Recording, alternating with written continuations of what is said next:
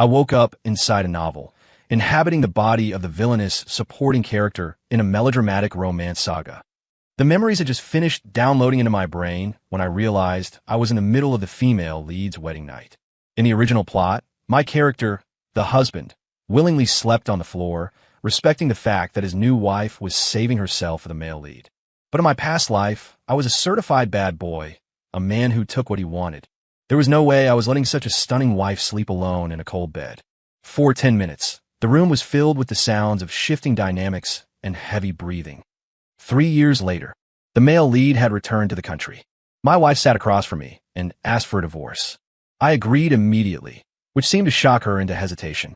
"What about our child?" she asked, her voice trembling slightly. I thought for a moment before offering a solution. "Why don't we discuss it with Mom and Dad?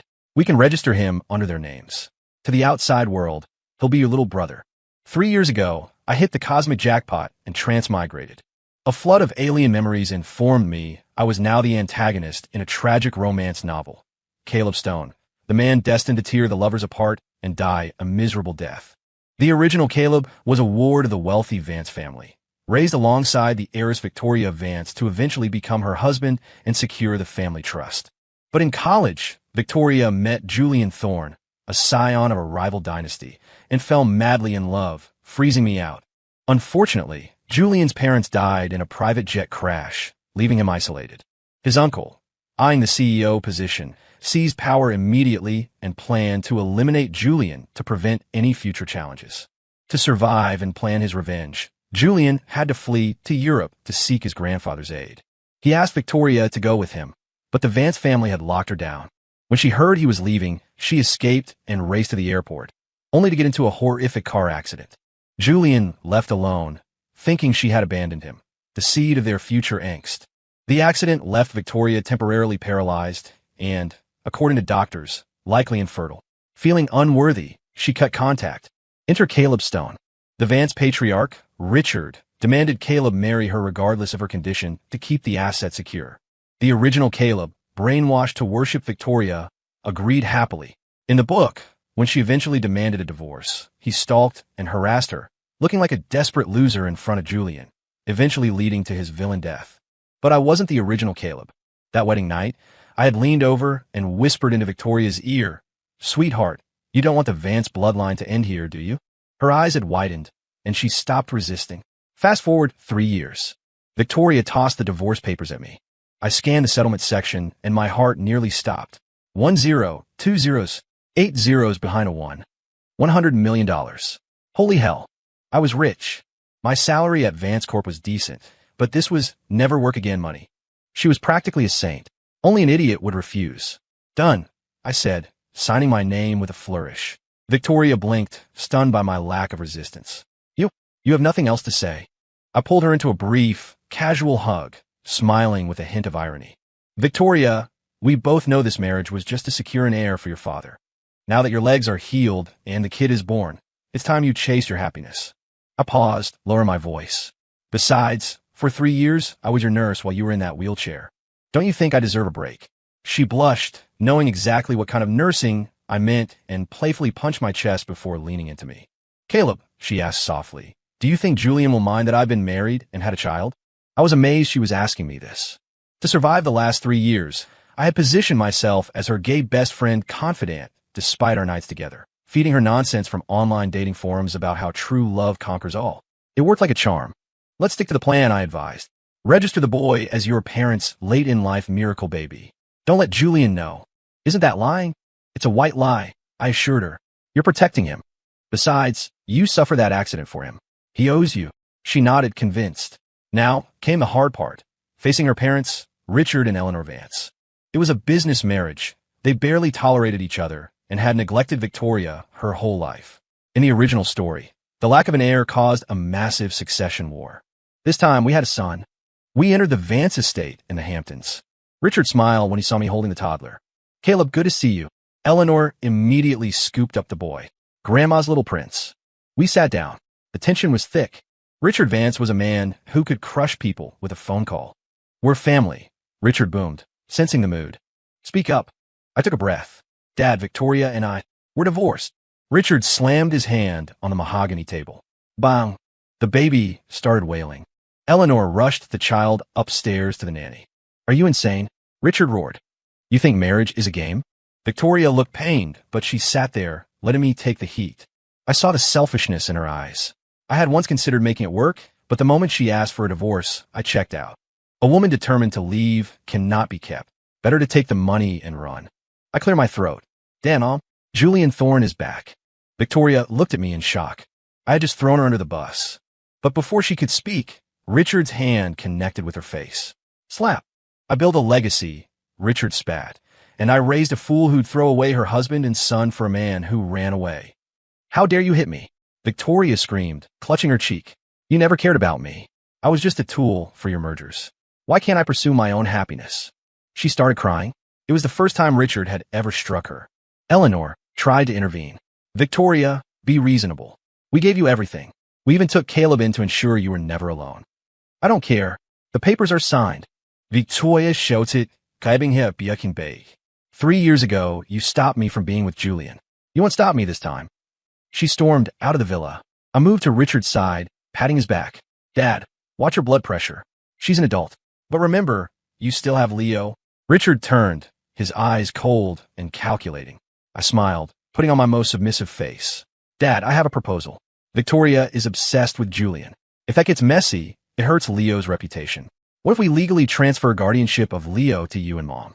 We could say it was a private surrogacy or adoption. He stays a Vance. I'd worked hard to get Victoria pregnant when doctors said it was impossible. Leo was my golden parachute. Richard's eyes narrowed, then widened in surprise. Make my grandson my son? Absolutely not. Eleanor interjected. That's ridiculous. Quiet. Richard snapped at her. It was the first time he'd publicly disrespected her. He looked at me, impressed. Caleb, what's your angle? What will you do? I'm heartbroken. Honestly, Eli smoothly. I want to leave New York. Go somewhere quiet. Heal my wounds. Richard couldn't hide his relief. He was worried I'd use the kid to claw my way into the boardroom. If I left voluntarily, the secret stayed safe. Caleb, he laughed, clapping my shoulder. You're a good man. I have a media subsidiary in Los Angeles. It's yours. Go run it. A young man needs a career. I suppressed a grin.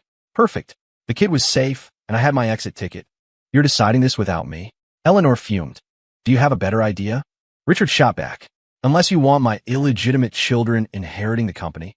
He stormed upstairs. I excused myself quickly before Eleanor could explode at me. Back at the penthouse, I started packing. Victoria was sitting in the living room, fuming. Why didn't you go pick up your white knight?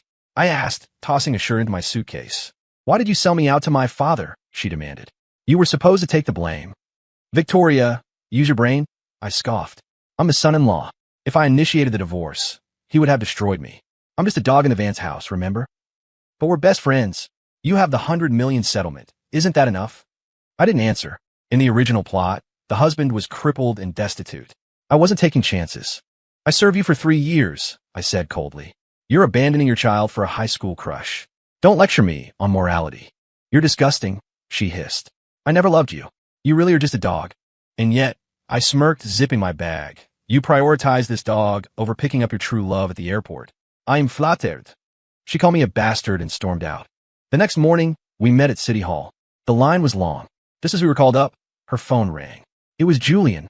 I'm handling the paperwork, she whispered tenderly into the phone. I raised an eyebrow. She wasn't hiding the marriage, but I wondered if Julian Thorne, the great heir, would accept a divorcee.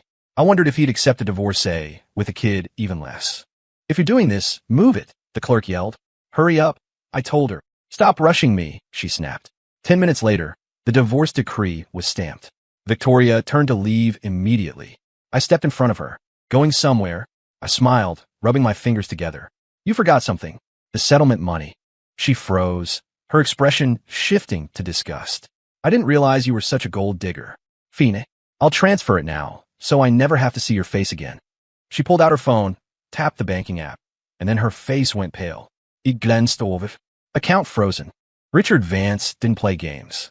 I knew right then my $100 million was gone, likely blocked by the old man to punish her. My heart sank, but at least I had the LA company. Caleb, she bit her lip, looking down, suddenly meek. Can you lend me some money for an Uber? You have got to be kidding me. I ended up Venmoing her $50. I didn't stick around. I went straight to the airport and flew to Los Angeles. The media company was a mess. A few D-list celebrities and a revenue stream that barely covered the rent. To Vance Corp, it was a tax write-off. To me, it was a playground. I wrote a script, pure, trashy melodrama. Cheating husbands, secret billionaires, slap fights. I handed it to the production team. Turn this into 20 episodes, 2 minutes each. Shoot it vertical. For phones. They looked at me like I was crazy. I forced the idols in the company to act in it. It cost peanuts. I launched an app for it. The reviews were terrible. This is garbage, they wrote. But they couldn't stop watching. The ad revenue started trickling in, then pouring. Meanwhile, in New York, Victoria took a cab to Julian's hotel. She told him everything. The forced marriage, the accident, omitting only the child. Julian held her, weeping. I'm so sorry, Victoria. She cried too, relieved. Then her stomach growled. She hadn't eaten all day because I only gave her $50. Julian smiled and took her to dinner. She felt validated. 3 months later, the honeymoon phase was over. Julian was stressed. His new startup was being crushed by his uncle's corporate embargo. He sat in his office, hair messy, staring at spreadsheets. Victoria, he said, holding a warm cup of water she brought him. Can you talk to your father? Just a public statement of support would save me. Victoria Estefanez. Julian, you know I'm cut off. My father is stubborn. If I go back, he'll just humiliate me. Can't you try? For us. Julian pushed. He's your dad. There's no overnight feud between father and daughter. Stop being unreasonable, she shouted, her own stress boiling over. She had been living on his credit cards because her accounts were still frozen. I gave up everything for you. Why isn't that enough? I'm unreasonable. Julian laughed bitterly. He looked at her, seeing a spoiled princess instead of a partner. I'm going shopping, she announced, storming out. I need to clear my head. Julian watched her go, checking his bank notification. She had spent nearly $1 million in 3 months on designer clothes she didn't need. He was desperate. He needed a backer. He turned his eyes to a dossier on his desk. Evelyn Sterling, the Black Widow of Wall Street. A woman who inherited 2 fortunes from dead husbands and multiplied them by 10. Rumor had it she liked younger, handsome men. Julian checked his reflection. He still had it. Julian found out Evelyn Sterling spent her Friday nights at a high-end speakeasy called The Vault. He dressed to kill and drove over. Victoria, returning from her shopping spree, saw him leaving. I had once told her, when a man dresses up to go out alone at night, he's hunting. She dropped her bags and followed him in a taxi. Inside the vault, Julian approached Evelyn. She was sipping a martini, radiating ice-cold power. He turned on the charm, pitching his company, hinting at benefits. Evelyn listened, amused, planning to crush his ego for interrupting her drink. Suddenly, a splash of liquid hit Evelyn square in the face. An apple-tiny dripped down her designer dress. You shameless tramp, Victoria screamed, standing there with an empty glass. Trying to seduce my man. Evelyn wiped her eyes, stunned. Julian looked terrified. Ms. Sterling, I am so sorry. Victoria Chav Julian Isaid. Slap. She hit him across the face. You're sorry to her? I gave up my family inheritance for you. And you're cheating on me? Security, Evelyn said calmly. From massive bouncers materialized. Take this man into the alley and teach him some manners, Evelyn ordered. She turned to Victoria. And you, I know who you are. Victoria Vance. I'll send you home to your father as a professional courtesy. Once, Victoria was dragged out and driven to the Vance estate. Richard refused to open the gate. He sent a message to Evelyn's people. Do what you want with her next time. She is no daughter of mine. Humiliated and homeless, Victoria had to go back to the apartment she shared with Julian. He was already there, his face bruised and swollen, icing a black eye. Why did you come back? He rasped. Why? You were cheating on me. I was trying to save the company, he roared, wincing in pain. I was pitching a partnership. You just cost me my last chance. Get out. You're kicking me out? She trembled. It's raining. Get out. He threw her out. The thunder rolled, and the rain soaked her instantly. She stood there, shivering, realizing she had burned every bridge. For months later, I was in my office in Los Angeles, looking over the quarterly reports. The microdrama app was a goldmine. My secretary buzzed me. Mr. Stone, there's a woman here to see you. It was Victoria. She looked frail. Caleb, she said, grabbing my hand. Let's remarry. I realized. I love you, not him. Leo needs a father. We can go back to New York together. He's still there. Are you high? Please, she sobbed. Betty, I yelled toward the outer office. Get in here. Betty Sue, my star actress, stage name Bella Starr, sauntered in. She was wearing a dress that was technically legal, but morally questionable. She sat right on my lap, draping her arms around my neck. What's up, boss? Sorry, Victoria, I said, squeezing Betty's waist. I have a girlfriend. That's impossible. Victoria Craive. It's been 4 months. Time waits for no one, sweetheart. Victoria broke down weeping. After a few minutes, she wiped her face. Can you at least give me a job? I have nowhere to go. I looked at her. She was pathetic. But I knew Richard Vance had eyes everywhere. If I let her starve, he might take it as a slight against the family name. I'll rent you a small apartment and set you up with a yoga studio, I said. Strictly business. Don't come back here. Thank you, she whispered and left. So, Betty giggled. Am I really your girlfriend? You're an employee, I said, pushing her off. Get back to work. 25 years later. Victoria ran that yoga studio for decades. She tried to reconcile a few times, but Betty, my fiercely loyal gatekeeper, blocked her every time. Eventually, Richard Vance transferred the $100 million to my account, calling it a consulting fee. He knew I had handled his daughter quietly. Julian Thorne? Without capital, his company folded. Desperate, he tried to ram his car into his uncle's limousine in a suicide attack. Both died in the fireball. I live a good life. Rich, single, and carefree. On my 50th birthday, I held a banquet at a hotel. A young man walked in. Leonard Vance. My son. He was 25 now, sharp-suited and looking disturbingly like me around the eyes. He sat down across from me. Father, he said. I smiled. Leonard, I just wanted to see you, he said, shifting slightly. Grandfather told me the truth about my parentage before he passed. I nodded. I see. We sat in silence. The air was filled with questions he wanted to ask. Why I gave him up, why I left, but in the face of the reality, they seemed pointless. He had grown up with power and wealth, exactly as I planned. Take care of yourself, he said finally, standing up. You too, kid. He walked out of the banquet hall. In the lobby, he brushed past a middle-aged woman carrying a yoga mat. She looked tired, her beauty faded by years of regret. She didn't look up. He didn't recognize her. He walked out the automatic doors to his waiting limousine, and she walked toward the subway. I watched from the balcony, took a sip of whiskey, and smiled.